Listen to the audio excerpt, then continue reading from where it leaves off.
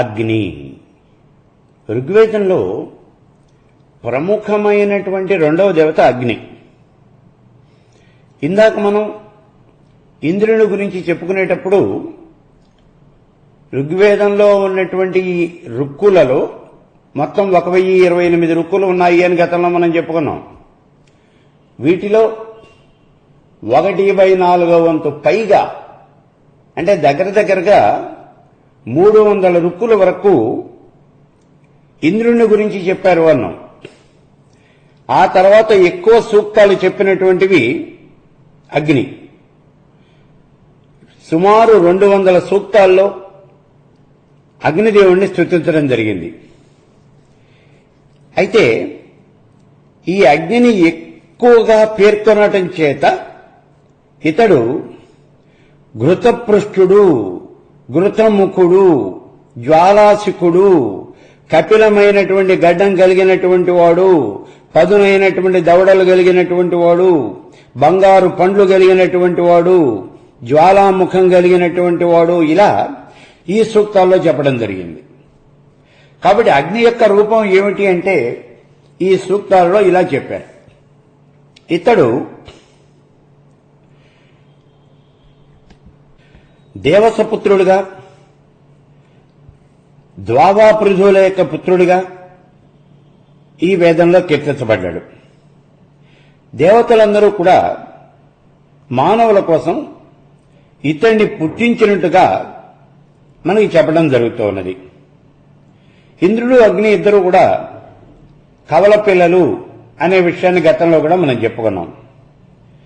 అయితే ఇక్కడ అగ్ని ఎలా పుట్టాడు అనేటటువంటి విషయం మీద భిన్నమైనటువంటి కథనాలు కూడా మనకి ఈ వేదంలో కనిపిస్తూ ఉన్నాయి. ఇప్పుడు ఇందాకే మనం చెప్పుకున్నాం దేవసత్పుత్రుడు అని, దవావా పృథుల యొక్క పుత్రుడు అని ఇలా చెప్పుకున్నాం. అలాగే దేవతలే ఇతన్ని పుట్టించారు అని కూడా మనం చెప్పుకున్నాం. ఇవన్నీ కూడా ఈ వేదంలో చెప్పిన విషయాలే.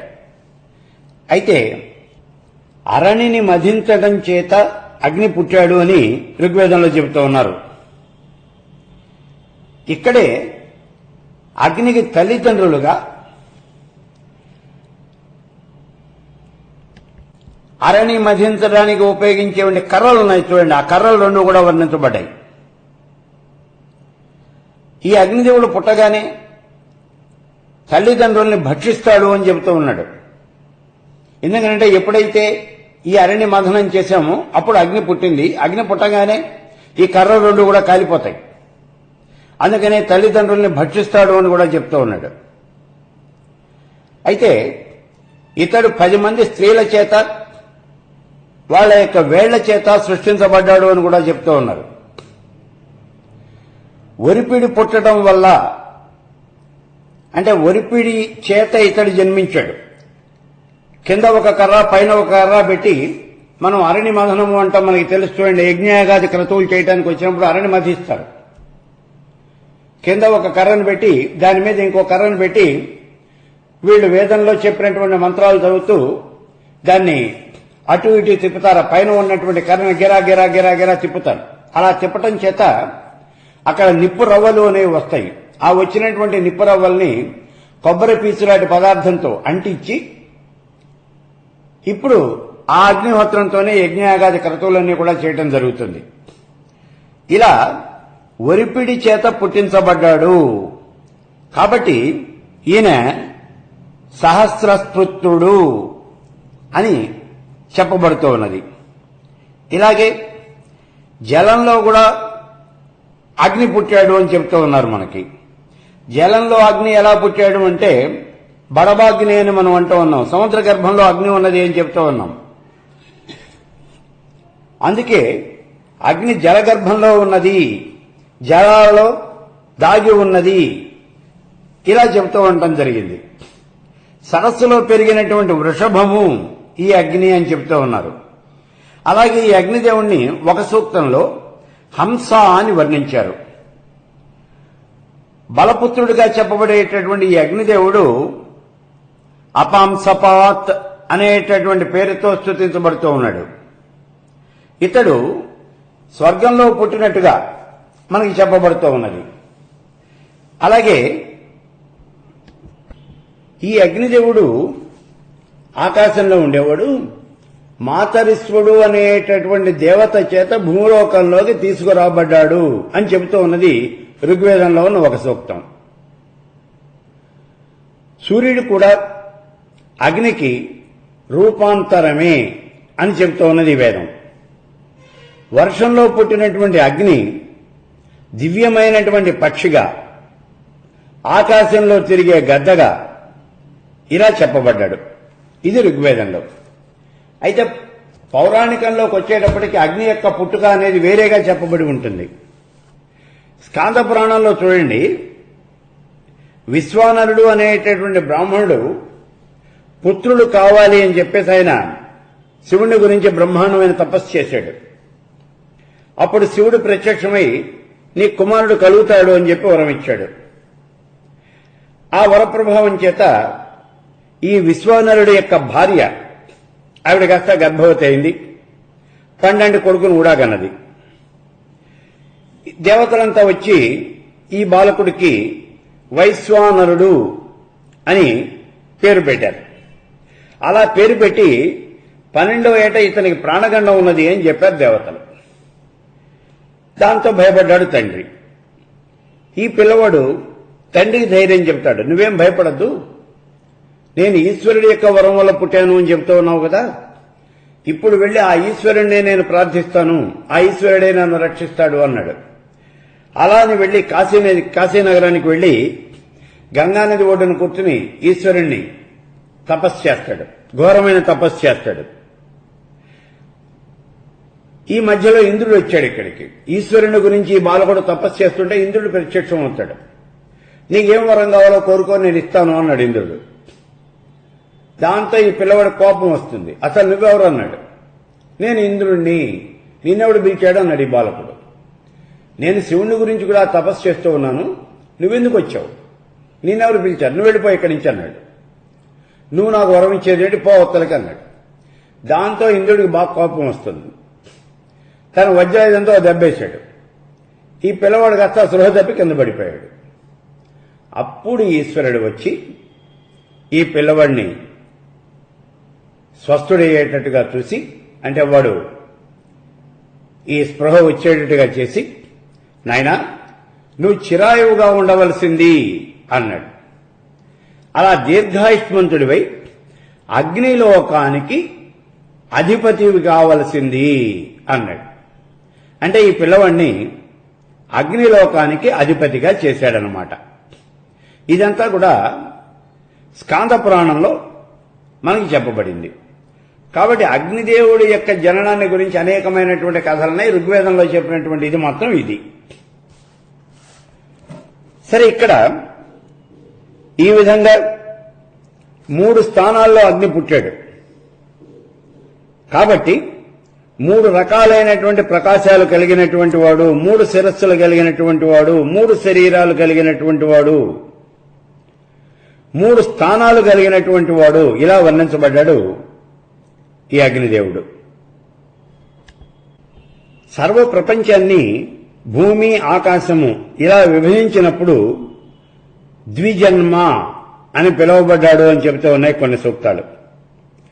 అలాగే అరణి మధించడం వల్ల అగ్నిదేవుడు పుట్టాడు కాబట్టి బహుజన్మ అని కూడా పిలువబడుతూ ఉన్నాడు అని చెబుతూ ఉన్నాయి మనకి ఈ ఋగ్వేదంలో ఉన్నటువంటి సూక్తాలు. ఇక అగ్ని విపరీతమైనటువంటి తేజస్సు కలిగినటువంటి వాడు.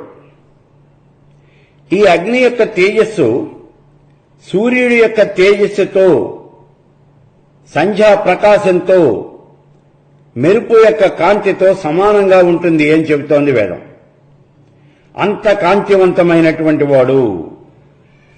ఎందుకంటే ఇక్కడ ఈ అగ్నిదేవుడు కమ్ముకున్నటువంటి చీకట్లని తన యొక్క కిరణాలతో పారదోలగలిగినటువంటి వాడు. ఇక్కడ ఒక్క మాట చూడండి, ఈ చరాచర జగత్తంతా కూడా ఎలా ప్రవర్తిల్లుతూ ఉన్నది అనేటటువంటి మాటకి సమాధానంగా యాజ్ఞవల్కుడు చెప్తాడు. పగటిపూట సూర్యుడి యొక్క వెలుగులతో, రాత్రిపూట చంద్రుని యొక్క కాంతులతో, సంధ్యవేళల యందు అగ్ని యొక్క కాంతులతో అంటే దీపపు యొక్క కాంతులతో ఈ చరాచర జగత్తంతా కూడా ప్రవర్తిల్లుతూ ఉన్నది అని యాజ్ఞవల్క్యుడు తన యొక్క శిష్యుడైనటువంటి జనక మహారాజుకి బృహదారణ్యకోపనిషత్తులో చెప్తాడు. యామన గ్రంథాల్లో కూడా ఈ అగ్నిదేవుడు పరమేశ్వర స్వరూపం నుంచి 108 కిరణములు తీసుకున్నాడు అని చెప్తాడు. ఆ 108 కిరణముల చేతనే చరాచర జగత్తునంతటినీ కూడా ప్రకాశింపజేస్తున్నాడు అని చెప్పడం జరుగుతుంది. అక్కడ పరమేశ్వరుడికి అనేకమైనటువంటి కిరణాలున్నాయి, కొన్ని కోట్ల కిరణాలున్నాయి. అందులో కేవలం 360 కిరణములు మాత్రమే తీసుకోవడం జరిగింది. ఎవరు తీసుకున్నారు, ఎలా తీసుకున్నారు అంటే ఆ కిరణములలో నుంచి కేవలము 116 కిరణములు మాత్రమే సూర్యుడు తీసుకున్నాడు. 108 కిరణములను అగ్నిహోత్రుడు తీసుకున్నాడు. 136 కిరణములను చంద్రుడు తీసుకున్నాడు అన్నారు. వెరసి 360 కిరణములైనాయి అని చెప్పారు. ఈ 360 కిరణముల చేతనే ఈ చరాచర జగత్తంతా కూడా ప్రవర్తిల్లుతూ ఉన్నది. ఈ 360 కిరణములు కలిగినటువంటిదే కాలచక్రము, ఇదే పరమేశ్వర స్వరూపము అని చెప్పాడు. అక్కడ హైనాత్మ మహాదేవ ప్రజాపతి రితిస్మృతి అని చెప్తూ ఉన్నాడు. ఇవన్నీ కూడా యామన గ్రంథాల్లో చెప్పబడ్డాయి మళ్ళీ. కాబట్టి ఇక్కడ ఈ అగ్నిదేవుడు తన యొక్క కిరణములతో సంధ్యాకాలంలో చీకటిని పారద్రోలుతాడు అని చెప్తూ ఉన్నాడు. సంధ్యాకాలంలో అనేది అక్కడ చెప్పినటువంటి విషయం. అగ్నిహోత్రుడు అంటే దీపపు కాంతులతో ఎప్పుడైనా సరే ఈ చీకటి అనేది పారిపోతుంది. ఇక అగ్నిదేవుడి యొక్క ప్రయాణించే మార్గం ఏమిటి? ఇది నల్లగా ఉంటుంది. ఎందుకంటే చీకటి మార్గంలోనేగా ఈ అగ్ని అనేది వెలుతురు ప్రసాదించేది. భూమిపైన ఉన్నటువంటి అరణ్యాలన్నీ కూడా ఇతడు నశింపజేస్తాడు. అన్నింటినీ ఇతడు తగలబెట్టి నాశనం చేస్తాడు. ఇతడి యొక్క జ్వాలలు పెద్ద పెద్ద సముద్రపు అలలతోనూ పిడుగులతోనూ పోల్చబడ్డాయి. సామాన్యమైనటువంటి అగ్ని జ్వాలలు కావు ఇవి. కేనోపనిషత్తులో చెప్తాడు, నువ్వు ఎవరివి అంటే నేను అగ్నిదేవుణ్ణి అంటాడు. అక్కడ నీ శక్తి ఏమిటి? నేను బ్రహ్మాండమైనటువంటి అగ్నికీలలు సృష్టిస్తాను. జగత్తులో ఉన్నటువంటి ఏ వస్తువునైనా సరే క్షణంలో బూడిద చేసేస్తాను అని చెప్తాడు. కాబట్టి ఈ అగ్నిదేవుడి యొక్క జ్వాలలు పెద్ద పెద్ద సముద్రపు అలలతోనూ పిడుగులతోనూ పోల్చబడ్డాయి. ఇతని నుంచి వచ్చేటటువంటి ఎర్రని పొగ ఆకాశం వరకు వ్యాపించి ఆకాశానికి ఆధార స్తంభమా అన్నట్టుగా ఉంటుంది. ఇక ఈ అగ్నిహోత్రుడు ధూమధ్వజం కలిగినటువంటి వాడు. అందుకనే ఇతడిని ధూమకేతువు అని అంటారు. ఇతడి యొక్క రథం బంగారు కాంతులు ప్రసరిస్తూ ఉంటుంది. దానికి ఎర్రని గుర్రాలు కట్టబడి ఉంటాయి. ఇతడు యజ్ఞానికి సారథి. దేవతలందరినీ కూడా తన రథం మీద ఈ యజ్ఞం జరుగుతూ ఉన్నటువంటి స్థలానికి, ఆ సభామండపానికి తీసుకొని వస్తాడు. అందుచేతనే ఇతడు దేవతలను తీసుకొచ్చేటటువంటి గుర్రము అని చెప్పబడ్డాడు. హవిస్సును తీసుకునేటటువంటి ఇతడు దేవతల యొక్క ముఖము అని చెప్పబడ్డాడు. అంటే దేవతలకి మనం హవిర్భాగాన్ని అర్పించేటప్పుడు అగ్నిహోత్రుడి ద్వారానే ఈ హవిర్భాగము అనేది దేవతలకు అర్పించబడుతూ ఉన్నది. అందుకే దేవతల యొక్క ముఖము ఈ అగ్నిదేవుడు అని చెప్తూ ఉన్నాడు. ఇతని జ్వాలలే చెంచాలుగా వర్ణించబడ్డాయి. అగ్ని నెయ్యి, సమిధలు, సోమరసము ఇవన్నీ కూడా ఆహారంగా తీసుకుంటాడు. అంటే యజ్ఞయాగాది క్రతువులు చేసేటప్పుడు ఇవన్నీ కూడా మనం అగ్నిహోత్రంలో సమర్పిస్తూ ఉంటాం. మానవులు సమర్పించినటువంటి ఆహుతులన్నీ కూడా దేవతలకిచ్చి వాళ్ళందరినీ కూడా ఇక్కడ ఈ యజ్ఞ స్థలానికి తీసుకొస్తూ ఉంటాడు. ఈ కారణం చేత ఇతడు దూతగా చెప్పబడుతూ ఉన్నాడు. యజ్ఞానికి ఇతడే ముఖ్యమైనటువంటి వాడు. అందుకే ఇతన్ని ఋత్విక్కు అని అంటారు, ఇతన్నే హోత అంటారు, ఇతన్నే పురోహితుడు అని అంటారు, ఇతన్నే అధ్వర్యుడు అని కూడా అంటారు. ఇతడే బ్రహ్మ. అన్నీ తానే అయి ఉంటాడు ఈ యజ్ఞయాగాది క్రతువుల్లో ఈ అగ్నిదేవుడు. హవ్యాన్ని దేవతలకు అందించడం వల్ల ఇతన్ని హవ్యవాహనుడు అని పిలుస్తూ ఉంటారు. యజ్ఞయాగాది క్రతువుల్లోనే కాదు, శవాన్ని దహనం చేయడానికి కూడా అగ్నే కావాలి. కాబట్టి శవదహనం చేయటానికి ఈ అగ్ని ఉపయోగిస్తాడు. కాబట్టి క్రవ్యాద్ అని పిలువబడుతూ ఉన్నాడు. ఈ విషయాలన్నీ కూడా ఈ ఋగ్వేదంలో చెప్పినటువంటి ఈ సూక్తులలో చెప్పబడ్డాయి. మనం ఇందాక చెప్పుకున్నాం, దగ్గరగా 200 సూక్తాలలో ఈ అగ్నిదేవుణ్ణి వర్ణించడం జరిగింది అన్నాం. ఇక ఈ అగ్నిదేవుడు మానవులకు అత్యంతమైనటువంటి సన్నిహితుడు. ఈ కారణం చేత అతన్ని గృహపతి అని అంటారు, అతిథి అని కూడా అంటారు. మరణమే ధర్మంగా కలిగినటువంటి ఈ మానవులలో పుట్టినటువంటి అమరుడు ఇతడు అని అంటారు. అలాగే సృష్టించబడేటటువంటి ప్రాణుల యొక్క విషయం తెలిసినవాడు అవటం వల్ల జాతవేదుడు, భవిష్యత్తు తెలిసినటువంటి వాడు జాతవేదుడు అనబడతాడు. పుట్టబోయేవాడని గురించి తెలిసినటువంటి వాడు, విశ్వాన్ని అంతటినీ కూడా తెలుసుకున్నటువంటి వాడు కాబట్టి విశ్వవేదుడు అనబడతాడు. ఇలా అనేక చోట్ల ఈ అగ్నిదేవుని గురించి చెప్పడం జరిగింది.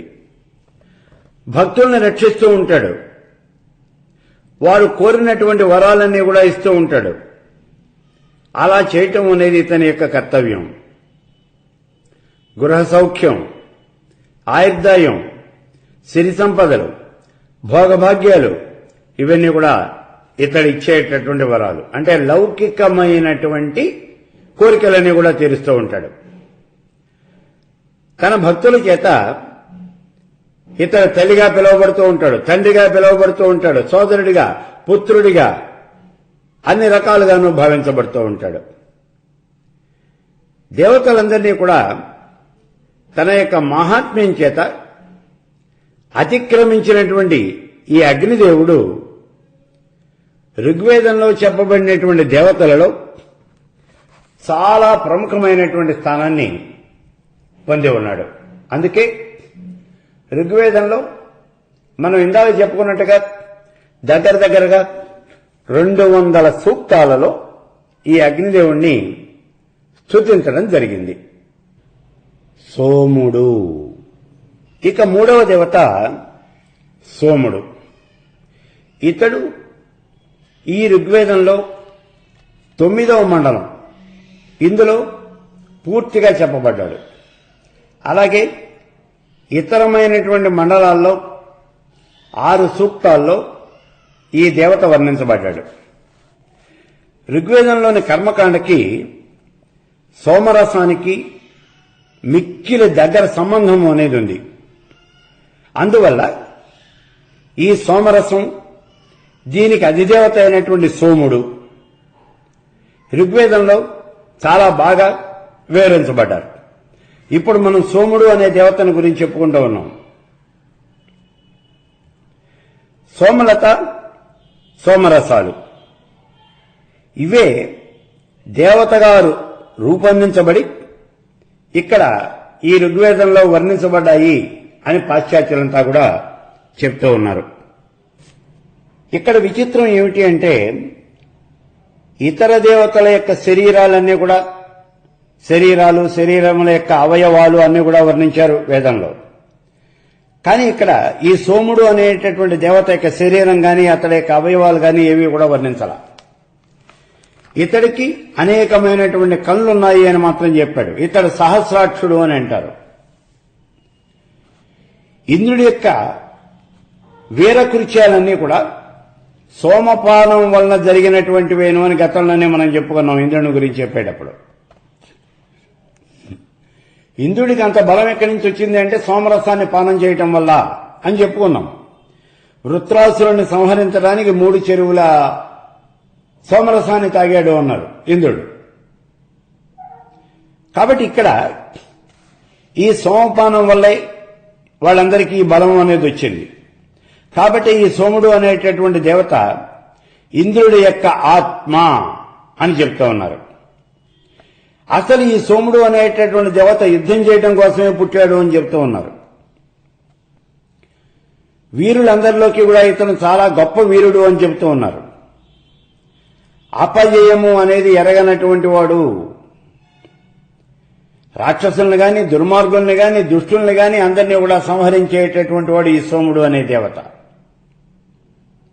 ఈ సోముడు సూర్య అనేటటువంటి దేవతను వివాహం చేసుకున్నాడు అని కూడా చెప్తోంది ఈ ఋగ్వేదం.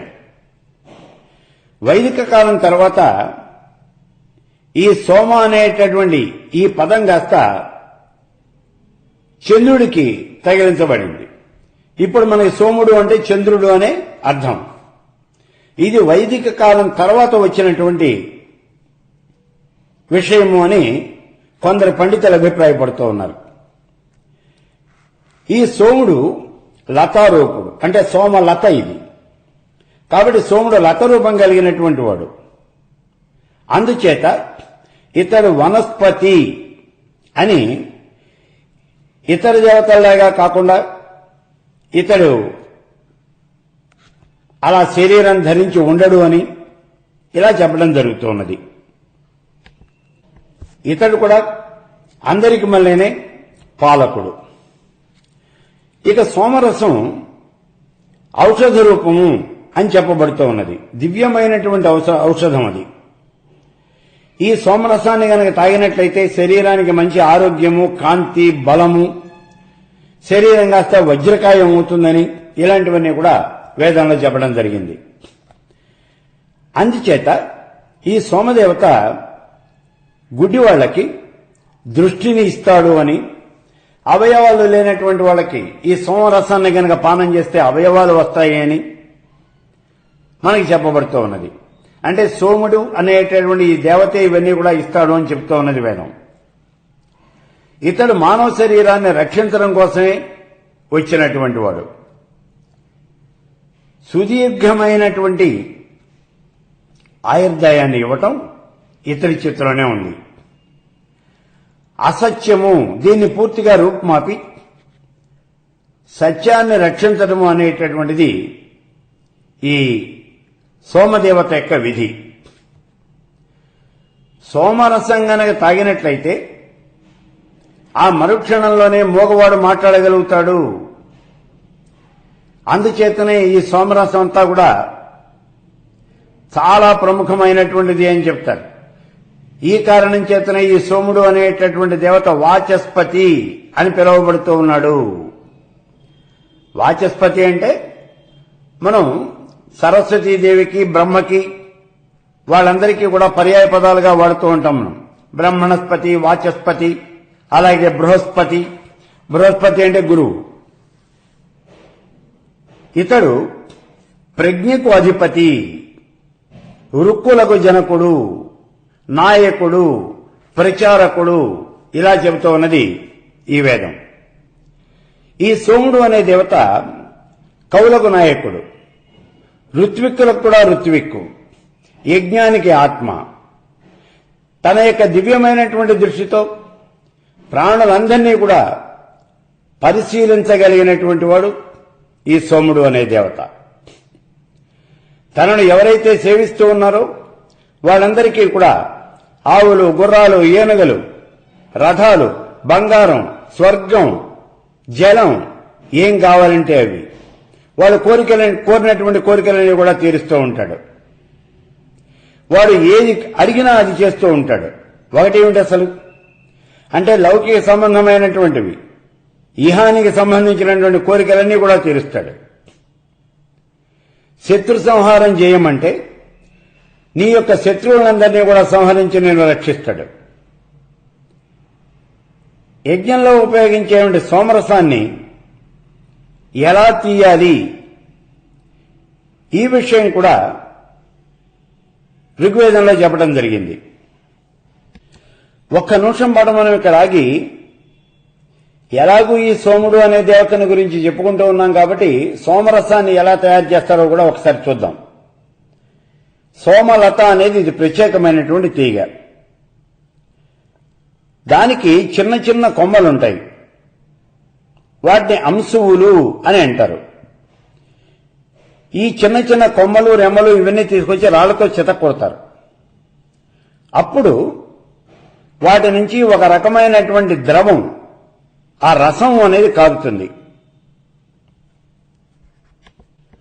రెండు రాళ్ల మధ్యన ఈ ఆకుల్ని ఈ కాడని పెట్టి వేళ్లతో గట్టిగా ఈ రాళ్లు పట్టుకుని గిరా తిప్పుతారు. అంటే తిరగట్లో తిప్పినట్టుగా తిప్పుతారన్నమాట.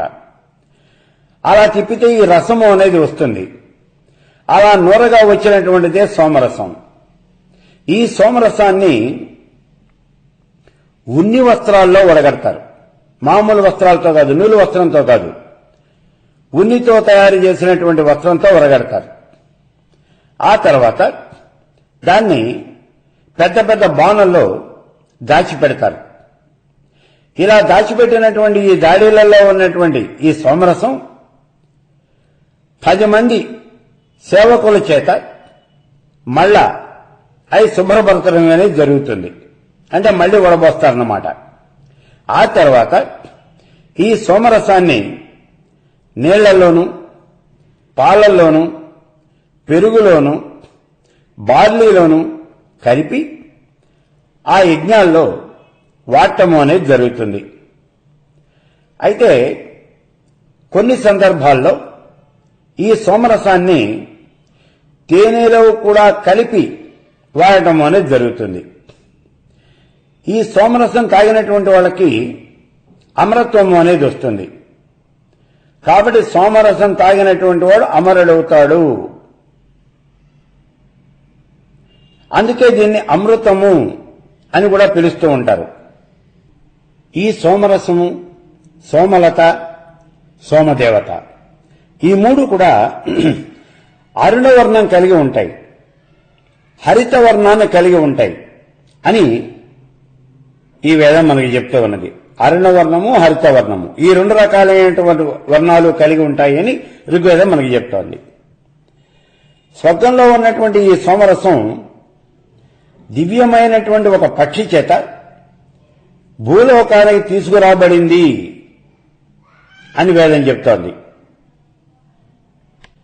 ఈ సోమలత మూజవత్ పర్వతాల్లో పుట్టింది అని కూడా ఈ వేదంలో చెప్పబడింది. ఇలా సోముడు అనేటటువంటి దేవతని గురించి ఋగ్వేదంలో మొత్తం 6 సూక్తాల్లో చెప్పబడింది. అలాగే 9వ మండలంలో పూర్తిగా చెప్పబడింది. ఈ సోముడు అనే దేవత, సోమరసం వీటిని గురించే చెప్పబడింది.